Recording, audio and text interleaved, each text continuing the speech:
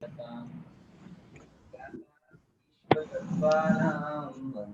तद्गुणालब्धये। कल हमने एक प्रकरण चालू किया था जिसको हम कह सकते हैं कौन सा कि त्रेंच आयु के आशों के क्या क्या कारण हैं।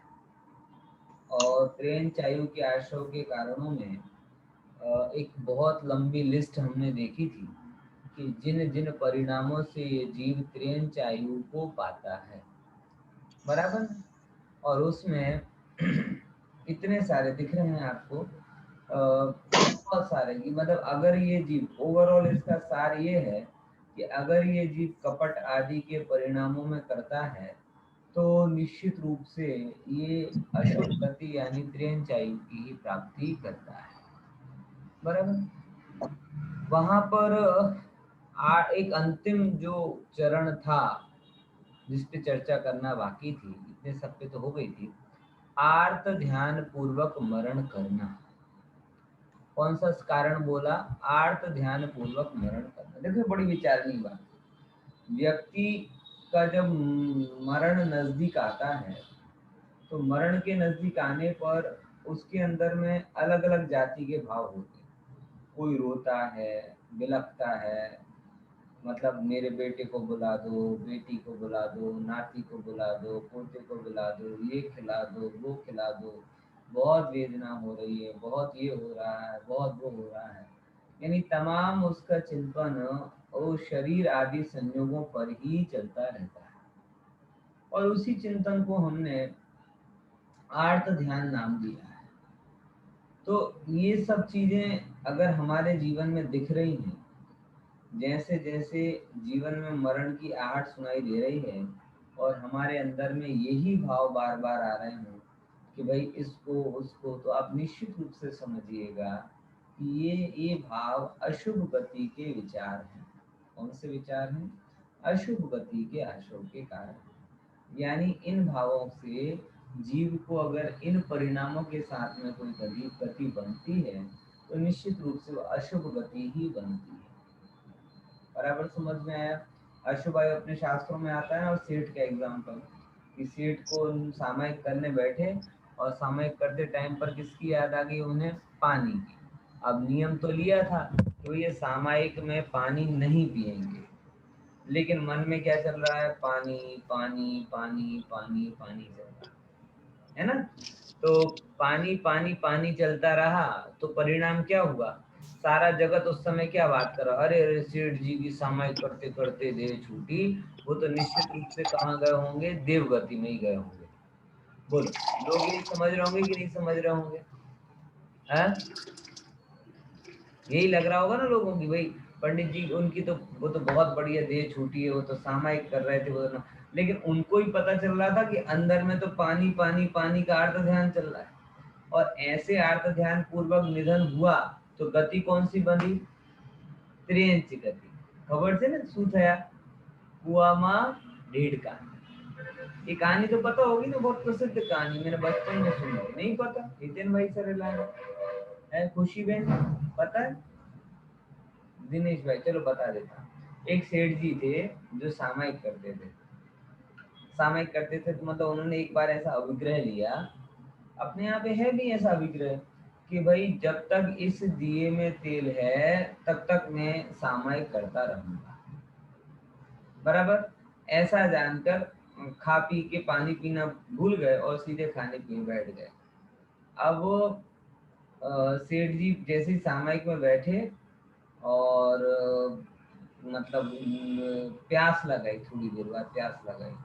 प्यास लगाई तो फिर बैठे कि चलो कोई बात नहीं, थोड़ी देर में जब तेल खत्म हो जाएगा फिर पानी पी लेंगे।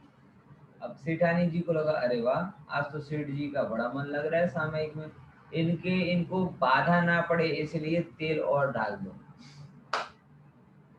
तो सेठानी ने क्या किया? सेठानी जैसे ही तेल बुझने को आए, सेठ जी उठे नहीं तो और तेल डाल दें।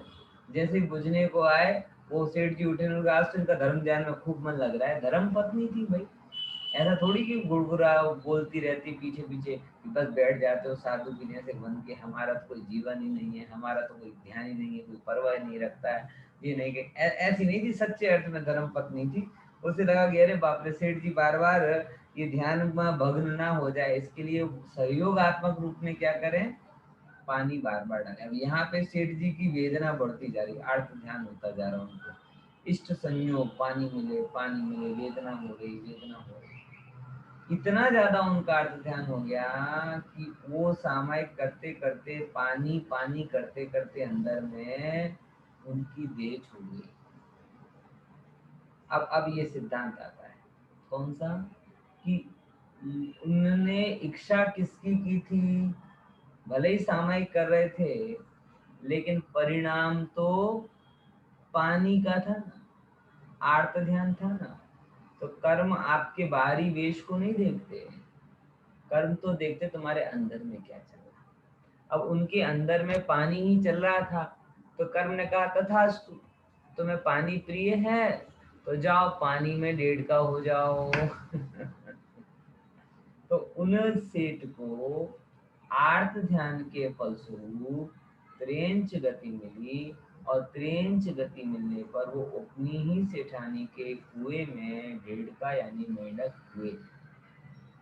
बराबर समझे कि नहीं समझे? फिर वो आगे की कहानी आती है कि वही से जब वो भक्ति का भाव तो था तभी तो सामयिक की, लेकिन अर्थ ध्यान हो गया था। फिर भगवान का समोसरण आता है, और समोसरण में सब कहते हैं कि साहब जा रहे हैं जा रहे हैं, तो वो भी वही मेंढक भगवान के समोसरण में जाने के लिए और कुछ नहीं मिला तो कमल की पंखुड़ी लेकर जा रहा था, जो सैनिक राजा के पैर के नीचे आके मर जाता है, और बाद में फिर वही अच्छे भक्ति भाव के कारण देवगति में पहुंचता है। देखो, आर्त ध्यान था तो पानी पानी करते हुए मरा तो त्रेंच में हुआ, सारा जगत पालकी निकाल रहा होगा, ये समझ लो।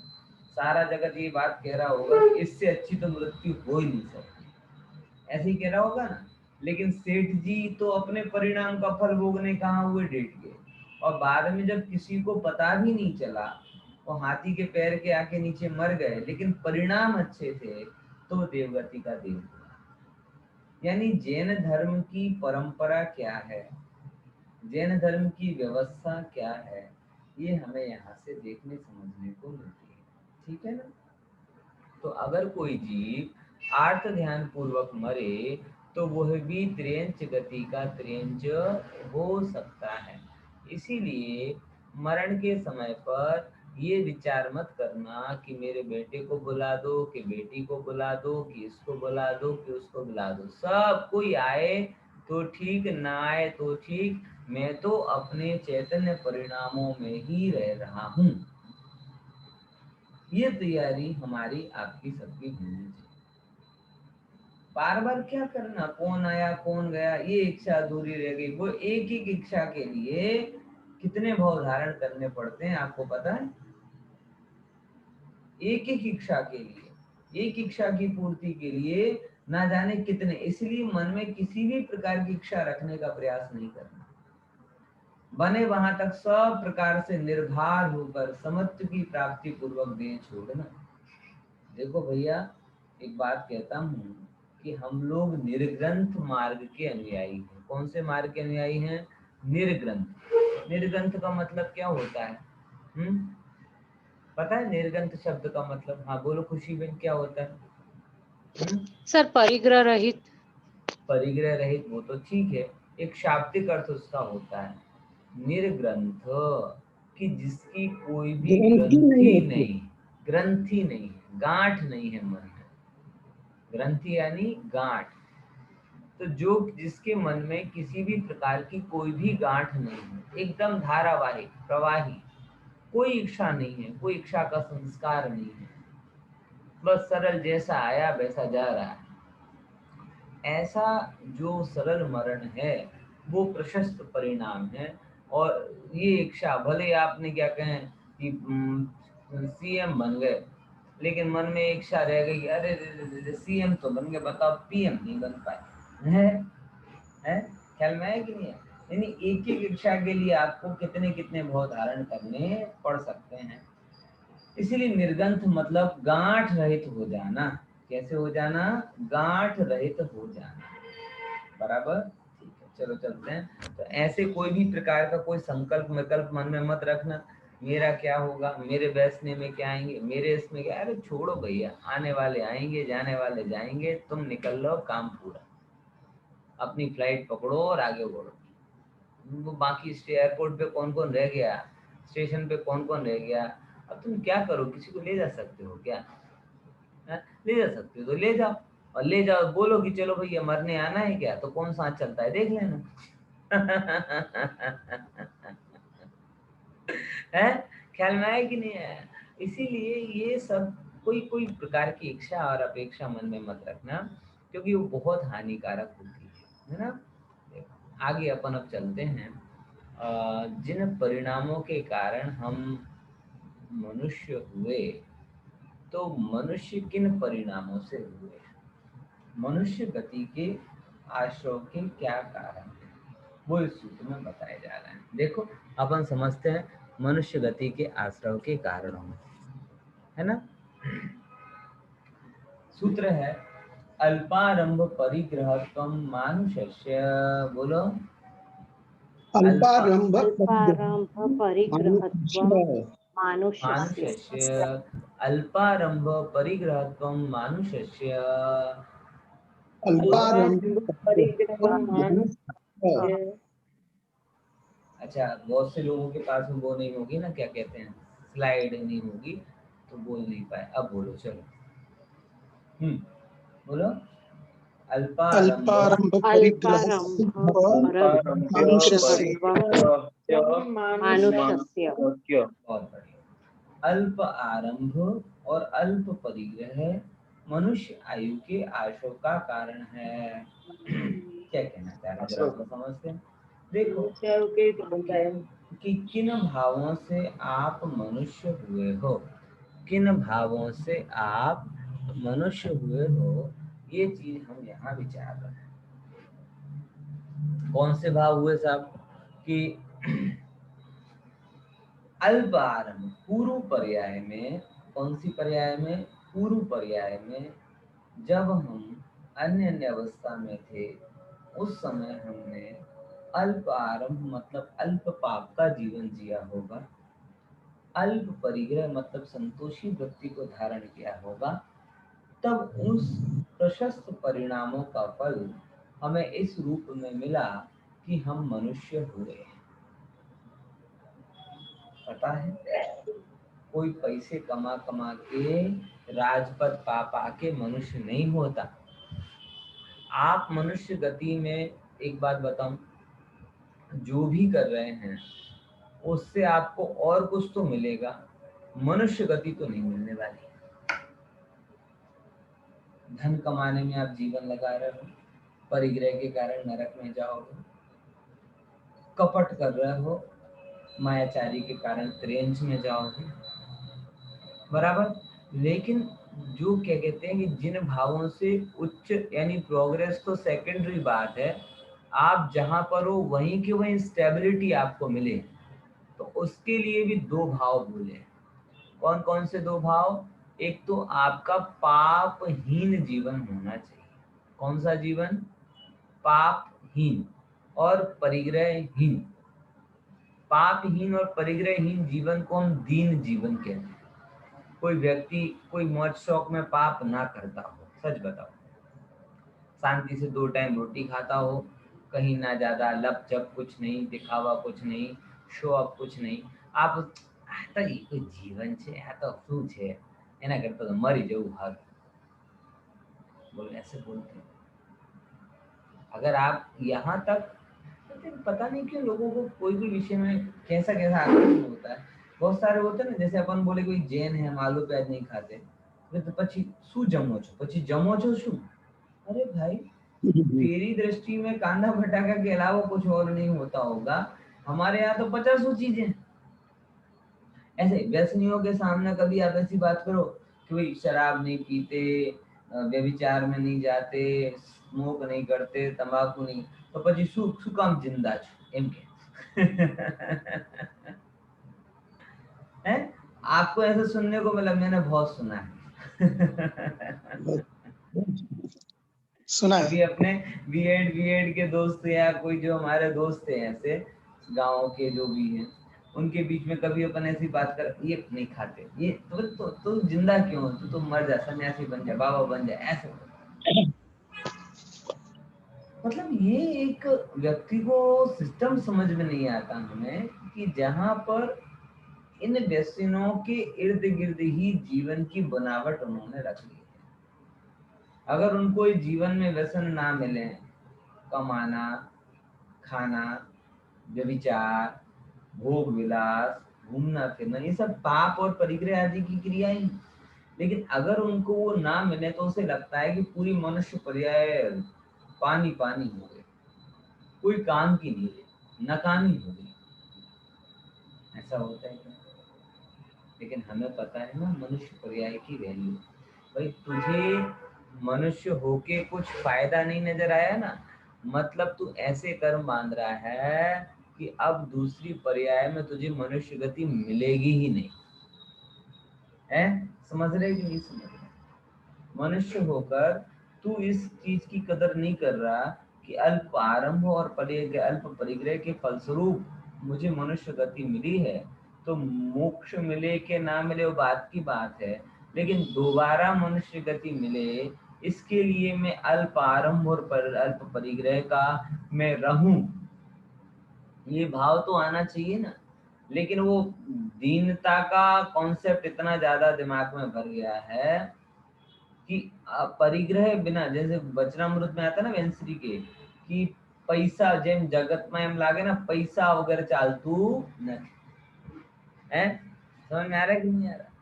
ऐसा हुआ, मैंने एक बार एक जगह प्रवचन कर रहा, और प्रवचन करते करते आकिंचन धर्म के प्रवचन कर रहा, और उसके बाद में सुबह का व्याख्यान हुआ और एक जगह भोजन करने के लिए गया, और भोजन करते करते सब बातें हुई।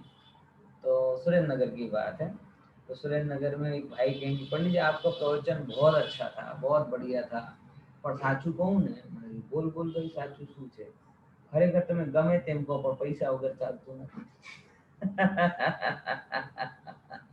મને જો તમે સાચું કહી રહ્યા છો એનો મતલબ છે કે હું કલાક સુધી ખોટું કીધું। सिंपल अर्थ है, अगर तुम सही कह रहे हो तो मतलब मैंने खोटा किया। अब मैं तो गारंटी ले रहा हूँ कि जिनवाणी की गादी पर झूठ बोलूंगा नहीं।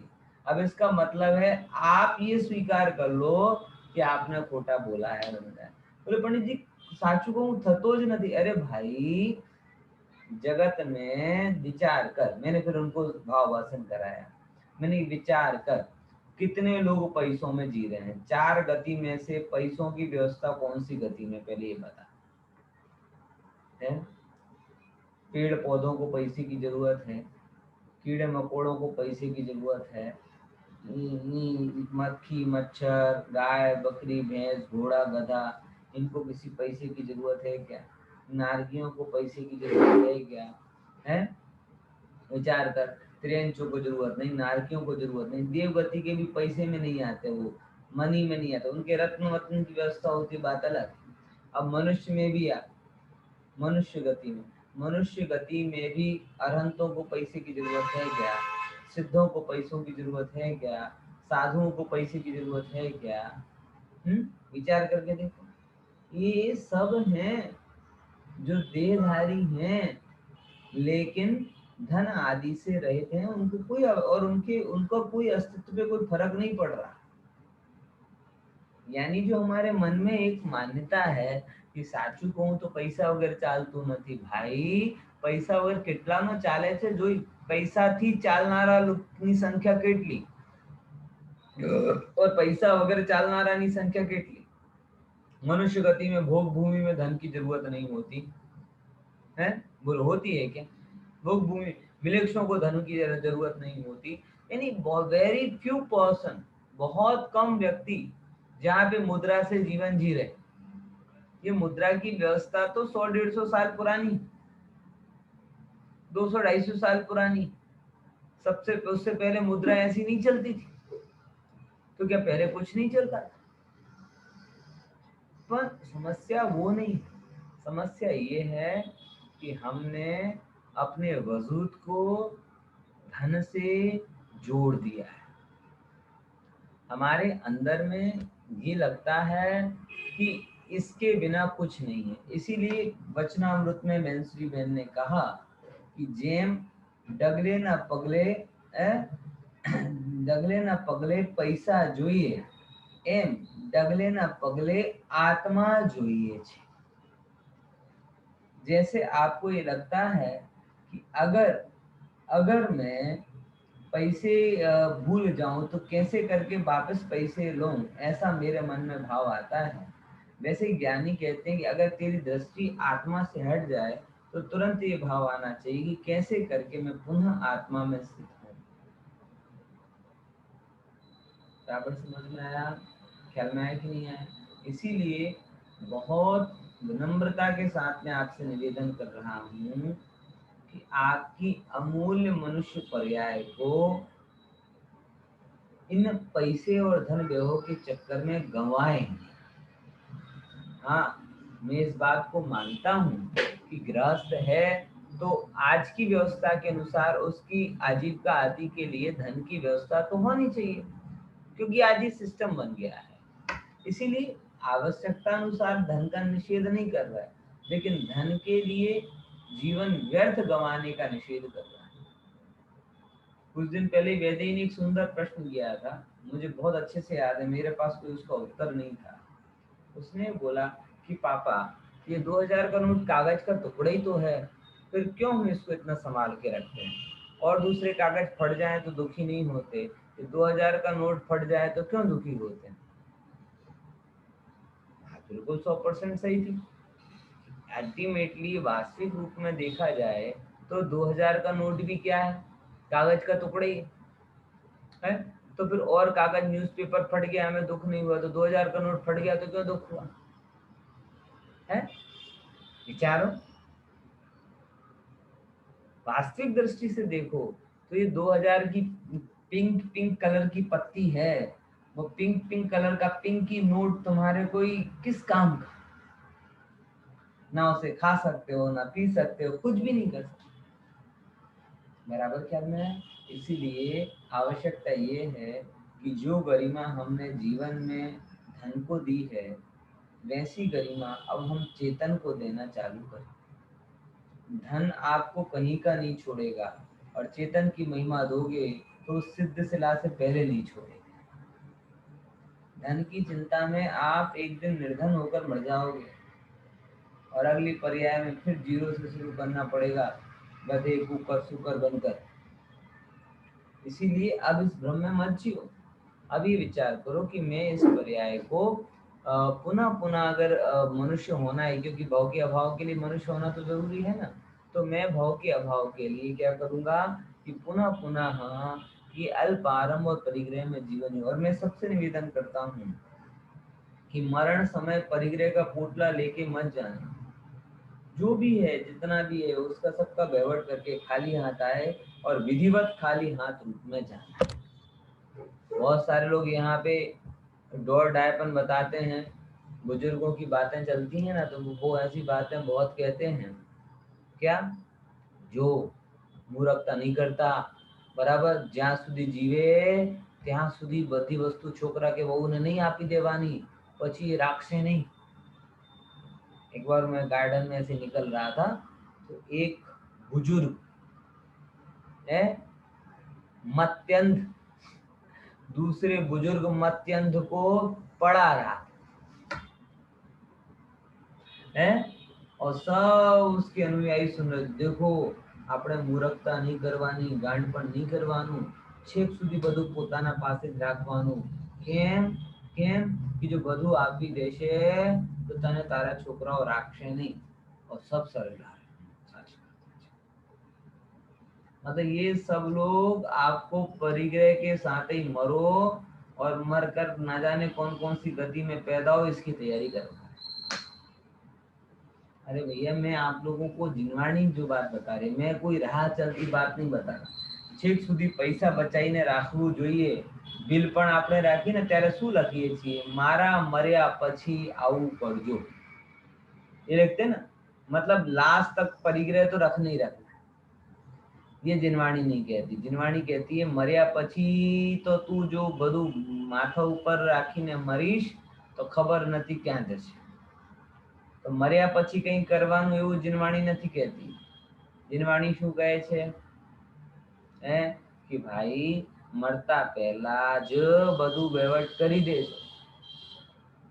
बोले कोई राखे नहीं राखे, बोले राखे तो समता भाव और नहीं राखे तो वैराग्य भाव. આપણા તો બંનેમાં ભલું જ છે है. बोलो ज्ञानी की दृष्टि तो ये होती है, राखे तो समता भाव, सारी वस्तु છે ભાઈ, ઠીક છે, આરાધના બરાબર થશે. અને નહીં રાખે તો વૈરાગ્ય ભાવ. જો રાગ આદિનો ત્યાગ તો અમને કરવું જ હતું.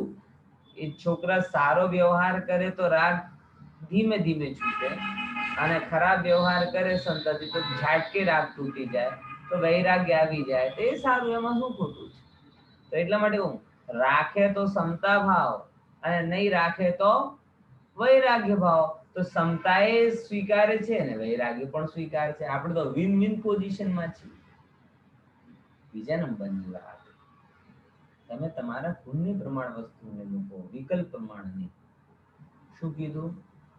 પુણ્ય પ્રમાણ. જો આ દેહને વ્યવસ્થિત ચાલવું હશે, ખાવું પીવું રહેવાનું વ્યવસ્થિત મળવાનું હશે, તો છોકરાઓની બુદ્ધિ, મારો પુણ્ય એમને પ્રેરિત કરશે ને કે વ્યવસ્થિત રાખો.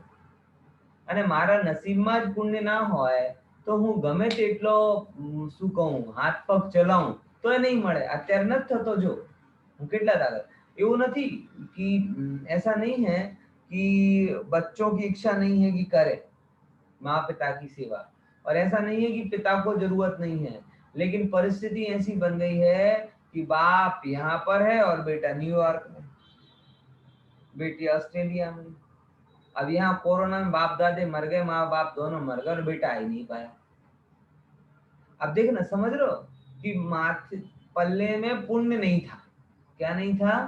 पुण्य. तो बेटे खराब है ऐसा नहीं है, उनकी खूब इच्छा थी कि मैं माँ बाप की सेवा करूं, उनको साथ दूं, लेकिन परिस्थिति ऐसी बन जाएगी कि अगर आपके नसीब में पुण्य नहीं है तो संतति होने पर भी आप निपुते रहोगे. मरते टाइम पर एक पानी का गिलास देने वाला तक नहीं मिलेगा. समझ में आया? क्योंकि विकल्प प्रमाण व्यवस्था नहीं चलती. समझे कि नहीं समझे? आपका विकल्प व्यवस्था नहीं चला रहा. आपके पुण्य, तो अगर आपके पुण्य में है कि अगर आपको उचित आहार आदि मिलना है तो सारी व्यवस्था एक साथ अपने आप बन जाएगी. और अगर आपके पुण्य का उदय नहीं है तो आप लाख व्यवस्था बना बना के चलोगे तो भी नहीं चलेगा. इसीलिए माथे पर परिग्रह रखना ये होशियारी तो है ही नहीं, मूर्खता है. बराबर? आगम सम्मत तो है ही नहीं, आगम विरुद्ध है. इसीलिए अंत समय तक हूँ स्वामी बन के रहूंगा, मैं मेरे मन नहीं. सच्चे अर्थ में अगर आप जैनी हो तो अभी से अल्प परिग्रह करते जाओ. सासू हो ये मत सोचा कि मरने के बाद दागीना बेटियों को दे दूंगी, बहुओं को दे दूंगी. अभी के अभी दे दो. मरने के बाद तो पता नहीं, अभी अच्छे बन जाओ.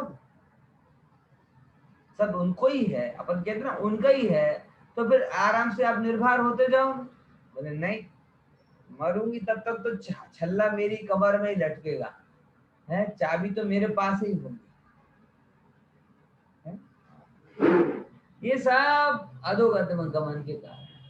एटलीस्ट अगर आप वृद्धि को प्राप्त ना हो तो पतन को भी प्राप्त नहीं होना चाहिए. और पतन को प्राप्त नहीं होने की दो शर्त आपको दी है. कौन कौन सी? अल्प आरंभ और अल्प परिग्रह. बराबर? तो व्यवस्था समझ में आ गई ना कि माथे पर रख कर जाना. बोल नहीं, जरूरत प्रमाण जितना लग रहा हो जरूरत प्रमाण उतना रखो, बाकी सब जो योग्य करना हो, संततियों में बांटना हो तो संततियों में बांट दो, सत्कार्य में लगाना है तो सत्कार्य में लगा दो. मरने के बाद का विकल्प मत रखो, क्योंकि स्वामी बन के मरोगे तो बहुत भारी पड़ेगा. बराबर? समझ में आए कि नहीं है? कैसी अलग अलग बातें सिखाती है. और हाँ, और वस्तु व्यवस्था कुछ और है कि नहीं है? ये सब चीजें अलग अलग. इसीलिए 1000 प्रकार के व्यू आएंगे. क्या कहते हैं, व्यक्तियों की आशंकाएं तो बहुत रहती हैं, भविष्य के प्रति आशंका बड़ी स्वाभाविक सी चीज है, लेकिन तत्व ज्ञान के बल से बहुत अंशों में उसका समाधान हो सकता है। बराबर समझ में आया कि नहीं आया? इसीलिए कंप्लीट जीवन जियो। कंप्लीट जीवन जीने का क्या तरीका है पता है? एक होती है फैलने की कला और एक होती है सिमटने की कला। The art of expandation. बराबर, फैलने की कला जीवन के प्रारंभिक भाग में आपने सीखी। अब किसकी समझ करो? Art of binding. अब सिमटने की कला भी सीखो। क्या बोला? फैलने की कला पूरी दुनिया सिखा रही है। खूब कांटेक्ट बढ़ाओ, फेसबुक पे दोस्तों से मिलो, आओ जाओ, मिलो बैठो बातें आओ। इसको सिखाने के लिए कोई नए ज्ञान की, पूरी दुनिया इस ज्ञान में लगी हुई है। तो फैलने की कला तो पूरी दुनिया सिखा रही है। आर्ट ऑफ बाइंडिंग मतलब सिमटने की कला जिनवाणी ने आपको सिखाई।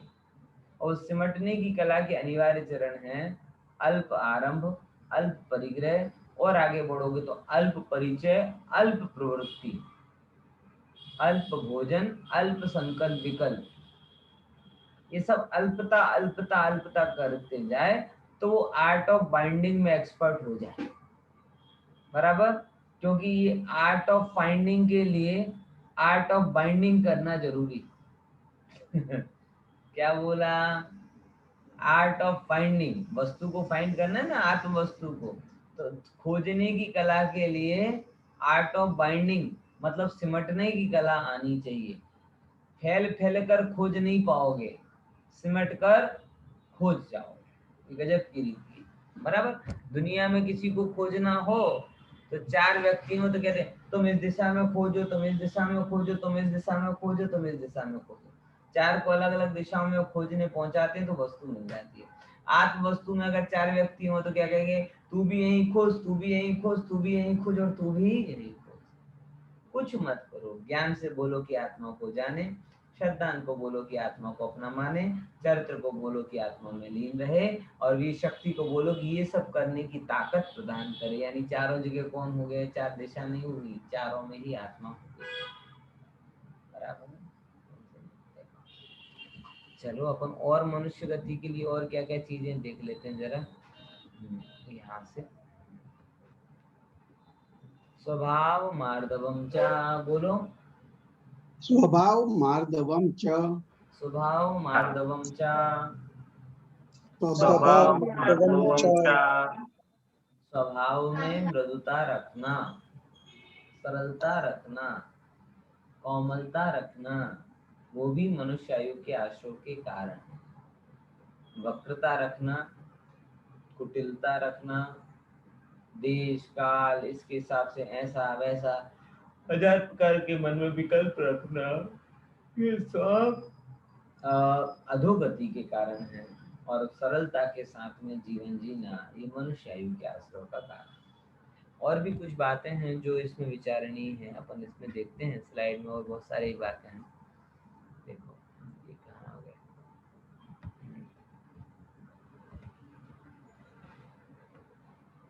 देखो मार्दव मतलब क्या?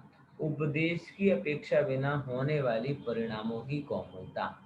स्वभाव मार्दम का मतलब क्या है, ये खुलासा कर रहे हैं। इसका मतलब ये बताया, एक तो होता है कैसा कि रबर होती ना, रबर, रबर को आप खींच के रखोगे, जैसे खींच के रखोगे कैसी रहेगी? सीधी सीधी। और जैसे ही आप छोड़ दोगे क्या हो जाएगी? छोड़ने पर कभी रबर सीधी होती है क्या? गोल होगी तो गोल हो जाएगी, ऐसे बाकी चुकी हो जाएगी, ऐसे ही होता है ना। तो मतलब रबर को खींचने पर सीधी हो गई, खींचना छोड़ा तो फिर से बिगड़ गई। तो ये उसकी सरलता स्वाभाविक हुई क्या? बोले नहीं, ये सरलता खींचने पर डिपेंड हुई। ऐसे ही हम भी कभी कभी खींचने पर सीधे हो जाते कि नहीं हो जाते? देखो बचपन से ही जब टीचर ने बोला ए सीधे बैठ जाओ, तो ऐसे बैठ गए, और जैसे धीरे धीरे फिर टीचर का जोर गया तो फिर ऐसे हो गए। ऐसे ही होता है कि नहीं होता? घर में बड़े बुजुर्ग आ जाते ऐसे बैठ जाते एकदम सीधे। यानी हमारी सरलता भी कहीं ना कहीं दिखावे पर डिपेंड है। पॉल्यूशन वगैरह में किसी के अच्छे प्रवचन सुन लिए, तिरंज गति के दुख सुने, सरलता की महिमा सुनी, ऐसे हो गया नहीं अब तो बिल्कुल सरल बन जाएंगे, बिल्कुल किसी से कुछ नहीं कहेंगे, और थोड़ी देर बाद फिर तुमने क्या कहा ना उसने क्या कहा। मतलब हमारे अंदर में या तो मृदुता है नहीं, एक बात, और अगर वो मृदुता है भी तो मृदुता स्वाभाविक नहीं है। समझ में आया क्या बोला? हमारे जीवन में फर्स्ट नंबर पे तो मृदुता है नहीं, है ना, सरलता, वो सरलता है नहीं, और अगर कहीं कहीं दिखती भी है तो सरलता स्वाभाविक नहीं है, किसी के उपदेश पर डिपेंड है, किसी के प्रभाव पर डिपेंड है, किसी के कहने पर डिपेंड है। और जब ये आपकी सरलता किसी के कहने पर डिपेंड होगी तो क्या होगा, जब तक कह रहा है तब तक, जैसे कहने वाला गया फिर गई सरलता। आप लोगों को पता नहीं, लेकिन मेरा अंदर में पक्का भरोसा है कि जो लोग अभी स्वाध्याय सुन रहे हैं, है ना, रेगुलर स्वाध्याय सुन रहे हैं, उन लोगों के जीवन में एक बात बहुत आती है कि जब जब वो स्वाध्याय सुनते हैं तो उनके परिणाम अच्छे रहते हैं, और जैसे स्वाध्याय सुनना बंद कर देते हैं तो परिणामों में भी एक प्रकार की खींच आने लगती है, विकल्प आने लगते हैं, राग द्वेष बढ़ने लगते हैं, आत्मा भूलने लगती है, धन प्रिय लगने लगता है। कारण ये होता कि नहीं होता है? ये होता है। उसका कारण क्या है कि अभी भी आपकी जो सरलता है, जो पवित्रता है, पवित्रता आई है आपके अंदर में, लेकिन वो सरलता और पवित्रता स्वाभाविक नहीं आई। वो किस पर डिपेंड आई है? वो उस उपदेश पर डिपेंड है, संयोग पर डिपेंड है, नेचुरल नहीं है। और जैसे ही वो संयोग हटता है, उसका वजन हटता है, अपनी भाषा में हम अपनी औकात में जाते हैं। जिनवाणी के इन्फ्लुएंस का जैसे निकलता है तो हम अपनी रियलिटी में आ जाते हैं, फिर वही कषाय राग द्वेष की कसम बात। इसलिए जिनवाणी को तीव्र, मतलब वो जिनवाणी कोई काम नहीं, जिनवाणी काम की है, ऐसा नहीं कह रहे, लेकिन ये एक वस्तु में आप लिमिटेड हो गए। यहाँ ये समझना जरूरी है कि जब हम सीखें तो इतने अच्छे से सीख लें, इतने अच्छे से सीख लें कि जब कोई सिखाने वाला ना भी हो तब भी हम अपनी मृदुता को अपनी स्वाभाविक पूंजी जानकर बचाएं। बराबर? इसको ऐसा नहीं समझें कि लुटा देने वाली चीज है। सरलता की निधि लुटाने वाली नहीं है, सरलता की निधि तो फॉर एवर, अनंत काल तक बचा के रखने वाली। बराबर? अधिकतर लोगों की सरलता संयोग, जैसे वही होता है ना, जैसे इंडिया में होता है कि इस प्रकार का कि भाई ट्रैफिक पुलिस कितने ही सिग्नल आप लगा लो, लोग रुकेंगे कब? जब ट्रैफिक पुलिस वाला होगा तब। जैसे ट्रैफिक पुलिस वाला नहीं होगा फिर तो रेड होगा तो भी जवा दो ना, आपनों से उठाए, ऐसा होता है। मतलब हेलमेट भी लगाएगा तो कब लगाएगा व्यक्ति?